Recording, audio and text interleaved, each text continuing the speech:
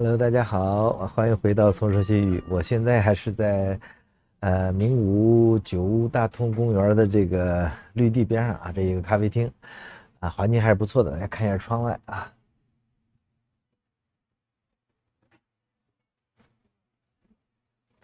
这个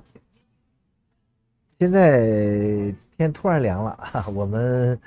应该说是给名古屋带来了凉意啊。前几天特别热，亲戚们说这个前几天一直开着空调啊，现在突然又凉快了啊。前几天啊，这个印度航空呢又有新的消息啊，就印度航空 AI171的空难的罗生门啊，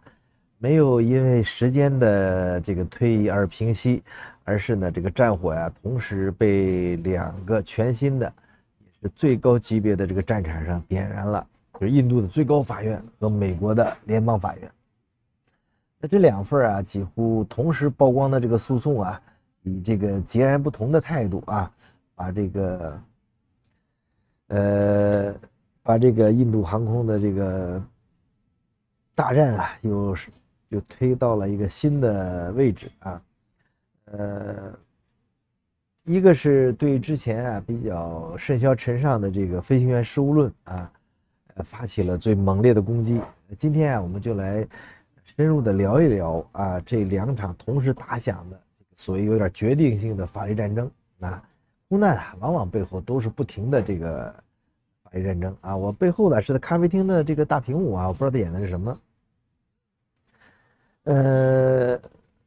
那现在最新的风暴啊，就是有它的这个最高司法殿堂，就是所谓印度最高法院，呃，这个已经开始酝酿了啊，有资深的机长啊领导的，名字叫什么呢？叫印度安全事务宪法基金会啊，这么一个航空公益的这个非政府组织，向印度的最高法院提起了一份公益诉讼，就 Public Interest Litigation（PIL） 啊。那他们的核心诉求啊，就是只有一个啊，要求呢对印度航空 AI171坠机事件啊进行一次由法院监督的独立的调查。那这份公益诉讼的这个诉状啊，它的措辞之严厉，指控之直接啊，可以说是毫不留情。他把矛头啊直接对准了印度的官方啊，就是航空事故调查局 AAIB 啊，以及他发布的那一份引起巨大争议的初步报告。它的核心指控呢，主要有两点，就是指控 AAIB 啊隐瞒关键数据。书上说呢，AAIB 的初步报告啊，故意隐瞒了完整的黑匣子数据、完整的驾驶舱音记录以及完整的电子故障记录。AIB 啊，过早的归咎于飞行员，这是指责的核心。那么诉状就批评说呀，初步报告呢，通过强调这个燃油开关切断被移动啊，实际上呢是在暗示和引导公众责任呢归咎于飞行员，同时啊，刻意的淡化了飞机本身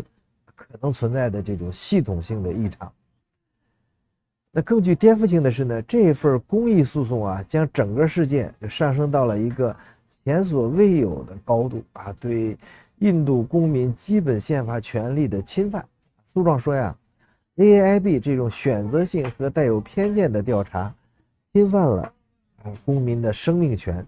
平等权和获取真实信息的权利。这是一个比较高明的法律策略啊。因为他将 AI171的调查呀，从一个单纯的技术问题，变成了一个事关每一个印度公民权利的这么一个国家公共安全事件，无疑呢就给印度政府和 AIB 啊，就施加了前所未有的这种来自国内最高司法层面的巨大压力。那另外呢，就是美国法庭的精准打击，就是霍尼韦尔浮出水面了。那么就在印度国内啊，对官方的调查，所谓这个程序正义发起挑战的同时啊，这个在美国另外一场针对飞机物理缺陷的这个法律战争啊，也打响了。那么，另外4名的遇难者家属啊，在美国的这个特拉华州的高等法院，正式对飞机制造商波音公司啊，以及全新的这个这现在名字变了啊，叫零部件制造霍尼韦尔公司提起了法律诉讼。这次诉讼呢，就是带来一个更直接也更具冲击力的这种全新理论，就是所谓无意中的燃油切断 （inadvertent fuel cutoff）。他们的核心观点啊，可以分解为以下几点：就是致命的设计布局，就是你设计上是有问题的啊。可以分解成以下几点啊，这个就诉状里边说呀，这个有霍尼韦尔设计的啊，并有波音安装的这个燃油切断开关，被直接放在了油门杆的正后方，所以，那么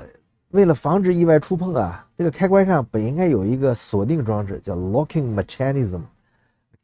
但是诉状说呢，你这个锁定装置要么本身就容易脱落，要么根本就没有安装到位。